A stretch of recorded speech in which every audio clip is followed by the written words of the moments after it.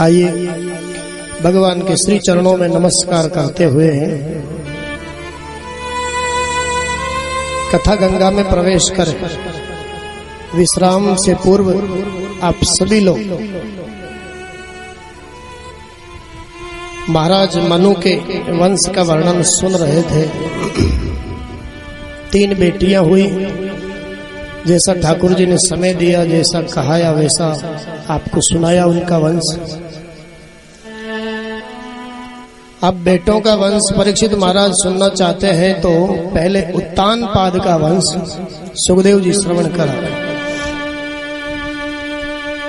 उत्तानपाद के वंश में जो ध्रुव पैदा हुए बालक, आज ध्रुव ने छोटी अवस्था में परमात्मा नारायण को प्रकट कर दिया। सौतेली माँ के तानों को सुनकर के रहा नहीं गया और परमात्मा को प्रसन्न करने के लिए 4.5 वर्ष की अवस्था में ये बालक वन में पहुंच गया।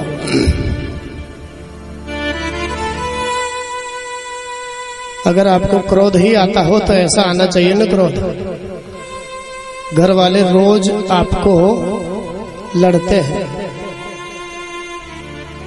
हमारे हिसाब से रहना हो तो रहो, नहीं तो चले जाओ ना वृंदावन। क्यों रहते हो यहाँ? जब तुम्हारी हमारी पटती ही नहीं है, बड़े भगत बनते हो तो जाओ ना कहीं, भगवान को प्राप्त कर लो ना। फिर भी मजाल क्या हमारा पांव घर के बाहर पड़ जाए। लेकिन बालक ध्रुव को तो शब्द का बाण लग गया और शब्द का बाण ऐसा लगा कान के माध्यम से हृदय में प्रवेश कर गया। इसीलिए तो कहते हैं भगवान की कथा को बार बार सुनो, बार बार सुनो। न जाने कौन सा शब्द आपके हृदय में कानों के द्वारा उतर जाए और कौन सा शब्द आपके जीवन की दिशा ही मोड़ दे, परिवर्तित कर दे आपके जीवन को। बड़ी सुंदर स्तुति करी बालक ध्रुव ने और अपनी स्तुति में कहा, सत्याशिषो हि भगवंस्तव पाद पद्मा आशीष तथानुभजत पुरुषार्थ कीर्ते अप्येवमर्य भगवान् परिपाति दीना वाश्रेव वत्सकमनो ग्रहकातस्मान् वाश्रेव वत्सकमनो ग्रहकातरुस्मान्।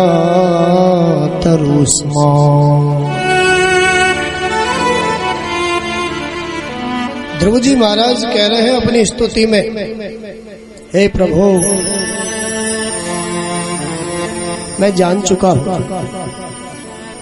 आपका सबसे बड़ा जो पुरुषार्थ है ना, वो अपने भक्तों की रक्षा करना है। सबसे बड़ा पुरुषार्थ अपने भक्तों की रक्षा करना।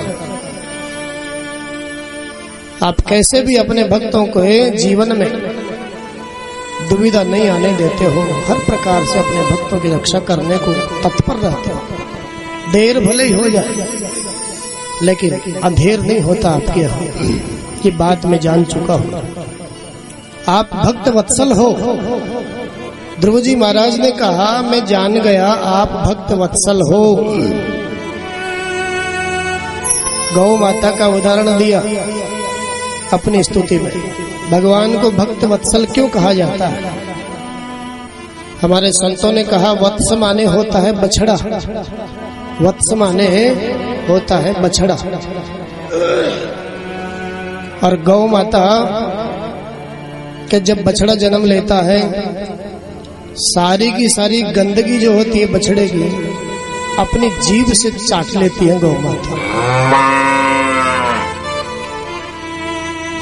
सारी की सारी गंदगी को अपनी जीभ से चाट लेती है। इतना वात्सल्य रहता है अपने बछड़े के प्रति गौ माता का। इसलिए गौ माता का नाम है वत्सला। और परमात्मा भी ठीक ऐसा ही कार्य करते हैं। परमात्मा के भक्तों के जीवन में किसी प्रकार की कर्म की गंदगी रहती है तो परमात्मा उस गौ माता की तरह अपने भक्तों के जीवन की किसी भी प्रकार की गंदगी हो, पाप की, कर्म की, किसी भी प्रकार प्रारब्धवश जो भी बन जाता, सारी की सारी गंदगी को अपनी जीभ से वो परमात्मा चाट लेता है। इसलिए उसका नाम भक्त वत्सल है। बोलिए भक्त वत्सल भगवान की जय। आज ध्रुव जी अपनी स्तुति में कह रहे हैं, प्रभु मैं जान चुका हूँ आप भक्त वत्सल हो। आप अपने भक्तों की रक्षा ऐसे करते हो। कैसे? जैसे गौ माता चरने के लिए वन में गई और वन में चरते चरते चरते गौ माता ने अपने गर्भस्थ शिशु को जन्म दे दिया वन में।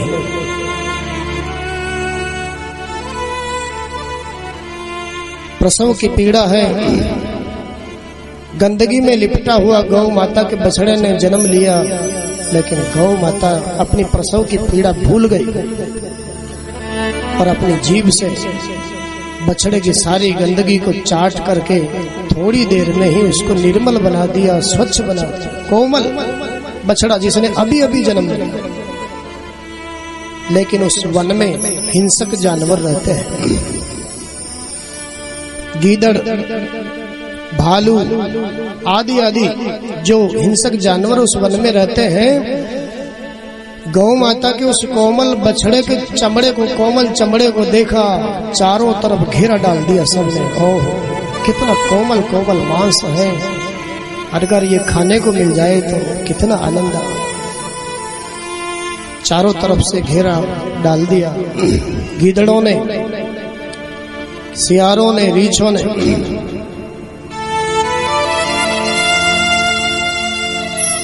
ध्रुव जी महाराज कहते हैं, हे प्रभु जंगल के हिंसक जानवर बार बार प्रयास कर रहे हैं, गौ माता को प्रसव की पीड़ा है, लेकिन उस प्रसव की पीड़ा को भुला करके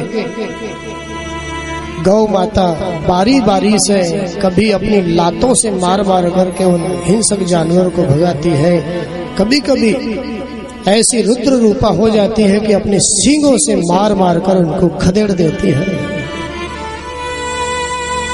अपना स्वयं का दुख भूल गई है आज वह अपने बछड़े की रक्षा करने के लिए, स्वयं का दुख भूल गई। गौ माता अपने बछड़े की रक्षा करने में सफल हो गई, कभी लातों से कभी सींगों से मार मार करके जंगल के हिंसक जानवरों को भगा करके जैसे अपने बछड़े की रक्षा करती है। प्रभु आप भी वैसे ही भक्त वत्सल हो। अपने भक्तों की रक्षा के लिए आपके जीवन में कितने ही कष्ट आवे तो भी आप उन कष्टों को नहीं देखते हो, चाहे भले आपको मर्यादा तोड़नी पड़े अपने भक्तों की रक्षा करने के लिए, तो आप मर्यादा तोड़ देते हो। यही आपका सबसे बड़ा पुरुषार्थ है। हे प्रभु मैं आपको नमस्कार करता हूँ।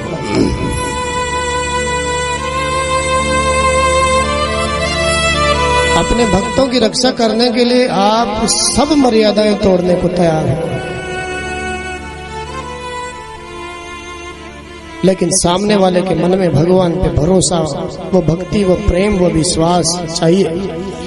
अगर जिसमें भरोसा मिल जाता है, दिख जाता है परमात्मा को, तो फिर सारे नियम कानून मर्यादा सब तोड़ने को तैयार है। कहा भी है संतों ने, प्रबल प्रेम के पाले पड़कर प्रभु को नियम बदलते देखा, अपना मान टली टल जाए भगत का मानन टलते देखा, अपना मान टले टल जाए, भगत का मान टलते देखा। चल जाए भक्त का मान न टलते देखा।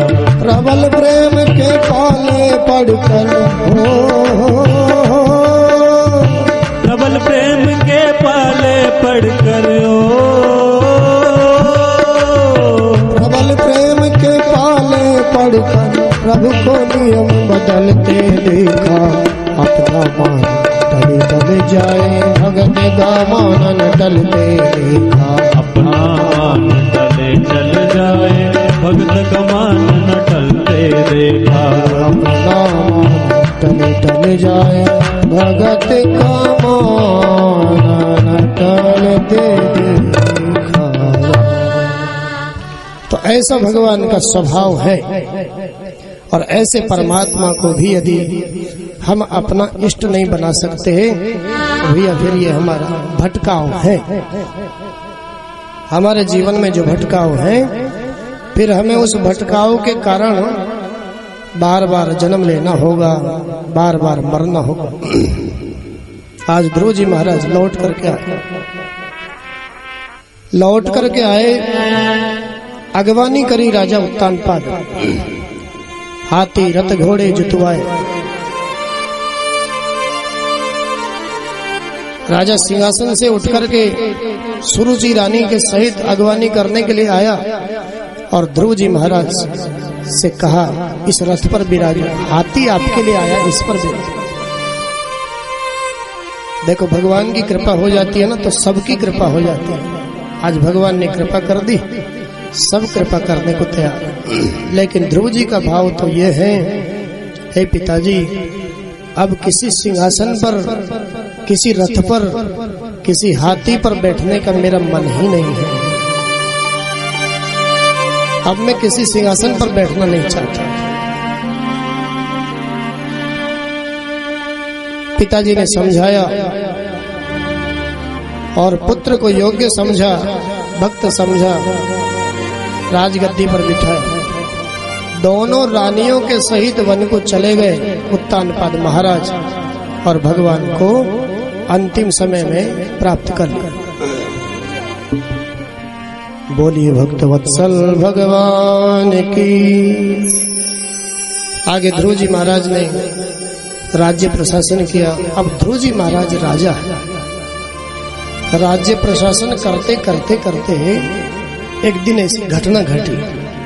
क्या घटना घटी? सौतेली माता का जो बेटा उत्तम है, तमोगुण से युक्त जिसके विचार है, थोड़ा उद्दंड स्वभाव का है, भगवान से जुड़ा हुआ नहीं है, विमुख जीव है, आज अलकापुरी में पहुंच गया, कुबेर महाराज के बगीचे को उजाड़ने लगा। पहरेदारों ने समझाया लेकिन नहीं समझ में आया। युद्ध हुआ और परिणाम उत्तम मारा गया यक्षों के हाथों। सुखदेव भगवान परीक्षित से कहते हैं, राजन, उत्तम की मृत्यु का समाचार जब ध्रुव जी महाराज को मिला, ध्रुव जी महाराज को इतना क्रोध आया, अपना धनुष उठाया और उस पर बाण अनुसंधान करके सैकड़ों यक्षों को मौत के घाट उतार दिया। परीक्षित ने कहा, गुरुजी बात समझ में नहीं आती। ध्रुव जी महाराज ने तो भगवान का दर्शन कर लिया ना, क्या भगवान का दर्शन करने के बाद में भी जीव के जीवन में क्रोध शेष रह जाता है क्या? ये ध्रुव जी को क्रोध क्यों आया? भगवान का दर्शन कर लिया था ना ध्रुव जी ने, तो फिर भी क्रोध क्यों आया? सुखदेव भगवान परीक्षित से कहते हैं, राजन, यही समझने की बात है। ध्रुव जी ने भगवान का दर्शन तो किया है, लेकिन भैया ये जरूरी नहीं है कि भगवान का दर्शन हो जाए और तुम्हारे हृदय से काम क्रोध ये समाप्त हो जाए। ये कोई जरूरी नहीं है। ध्रुव जी को भगवान का दर्शन तो मिल गया, लेकिन अभी तक उनको ज्यादा देर का सत्संग किसी का नहीं मिला। भगवान का दर्शन करने के बाद में भी आपके जीवन में क्रोध जैसे विकार रह सकते हैं, लेकिन वास्तविक सत्संग यदि जीवन में आपको मिल जावे किसी महापुरुष का, सज्जनों का, तो भैया काम क्रोध आदि विकार तो तब दूर होंगे आपके जीवन से। परीक्षित कहते हैं इसका मतलब तो यही हुआ गुरुजी कि भगवान से भी, भगवान के दर्शन से भी ऊंची चीज संसार में कोई है तो वो सत्संग है। सुखदेव भगवान कहते हैं इसमें कोई संदेह नहीं है परीक्षित, और इस बात का सबसे बड़ा प्रमाण तुम स्वयं हो। भगवान का दर्शन तो तुमने अपनी माँ के गर्भ में ही कर लिया था। भगवान का दर्शन तो तुमने अपनी माँ के गर्भ में ही कर लिया था, फिर आज गंगा तट पर मेरे साथ सत्संग करने की जरूरत तुमको कहाँ थी? कौन मारने वाला तुमको? भैया मैं सीधे शब्दों में तुमसे कहना चाहता हूँ, भगवान के दर्शन से भी ऊंची चीज कोई है संसार में तो वो है सत्संग। इसीलिए तो कहा संतों, तात स्वर्ग अपवर्ग सुख धैर्य तुलायक तोलन ताहि सकल मिली, जो सुख लव सत्संग, जो सुख लव सत्संग।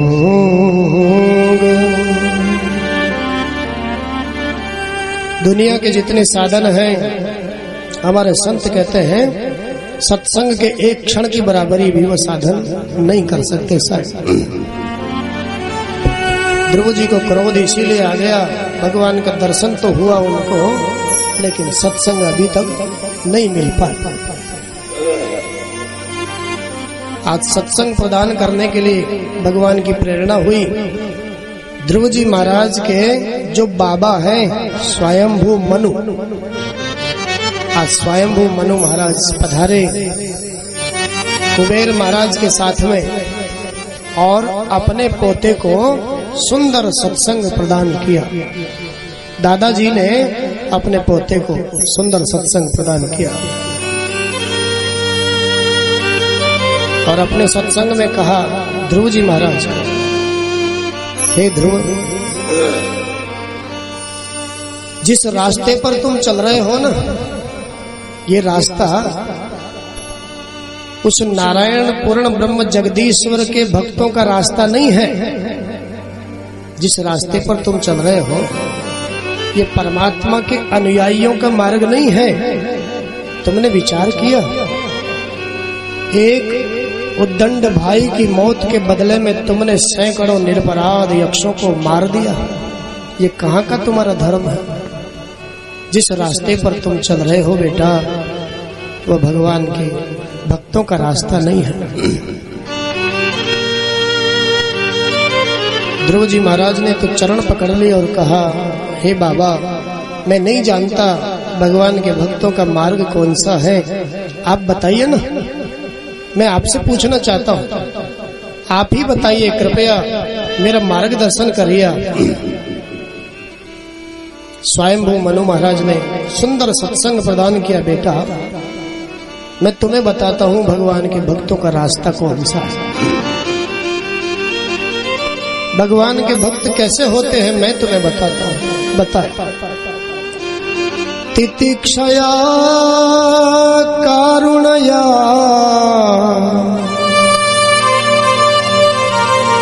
मैत्र्या चाखिल जन्तुषु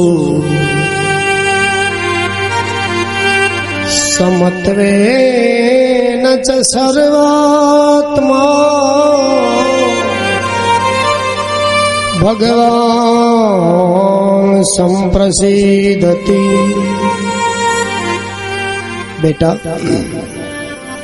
भगवान के भक्तों का रास्ता, भगवान के भक्त कैसे होते हैं तुम सुनना चाहते हो, मैं बताऊं। भगवान के भक्तों के जीवन में सबसे पहली चीज जो है वह है सहनशीलता। प्रातःकाल की कथा में भी ये चर्चा आई थी, लेकिन फिर दोबारा से सत्संग की चर्चा आ रही है। बेटा, भगवान के भक्तों का सबसे प्रथम लक्षण है जितना सहन कर सको उतना सहन करो। तितिक्षु बनो। कैसे सहनशील बनो? ये वृक्षों की तरह, पेड़ों की तरह सहनशील बनो। दिन भर धूप सहन करके दूसरों को छाया देते हैं। जब इनके फल आते हैं ना, तो ये फल खाते नहीं हैं, वो फल भी दूसरों के लिए होते हैं। कोई इन पे फल तोड़ने के लिए पत्थर मारता है, कोई कुल्हाड़ी मारता है, लेकिन आज तक कोई नहीं कह सकता कि किसी वृक्ष ने हमें थप्पड़ मार दिया, किसी वृक्ष ने हमें गाली दी। वृक्षों की तरह सहनशील बनो। ये भक्तों का मार्ग है। दूसरा लक्षण भक्तों का बताया, करुणा का भाव रखो। संसार के समस्त प्राणियों के प्रति दया का भाव हमारा होना ही चाहिए। केवल मनुष्यों के लिए दया का भाव रखो ऐसा नहीं कहा, समस्त प्राणियों के प्रति, चाहे वह पशु है, चाहे वह पक्षी है, चाहे वह मनुष्य है, सबके प्रति दया का भाव हमारा हो। ये भक्ति के लक्षण है। अगर हम भी भक्ति करना हमें भी अच्छा लगता है, उस मार्ग पर हम चलना चाहते हैं, तो भैया पहले तितिक्षु बनो, सहनशील बनो, और फिर उसके बाद में करुणा का भाव समस्त प्राणियों के प्रति अपने जीवन में लाओ। करुणा का भाव लाओ। तीसरा लक्षण भक्त का बताया स्वयंभू मनु महाराज ने, वो बताया मैत्र्या चाखिल जंतुषु। समस्त प्राणियों के प्रति मित्रता का भाव हमको बनाना ही होगा, तब जाकर के हम भक्ति के मार्ग पर चल पाए। शत्रुता का भाव नहीं। शत्रुता का भाव बनाना कोई बहुत बड़ी बात नहीं है। छोटी सी बात को लेकर के दक्ष महाराज ने शिव जी से शत्रुता कर, छोटी सी बात, तो शत्रुता तो कोई खास बात नहीं है। छोटी सी बात में जिंदगी भर की शत्रुता बन जाती है, लेकिन कठिन काम तो है मित्रता का भाव बनाना समस्त प्राणियों से। बेटा ध्रुव, जब ऐसा तुम करोगे, इस रास्ते पर चलोगे, सहनशीलता के, करुणा के और समस्त प्राणियों के प्रति मित्रता के रास्ते पर चलोगे, तो तुम्हारी नजरों में समता आएगी। समता, सारे जग में तुम्हें वही परमात्मा नजर आएगा। तो इस मार्ग पर चलने से भगवान जल्दी प्रसन्न होंगे तुम्हारे ऊपर।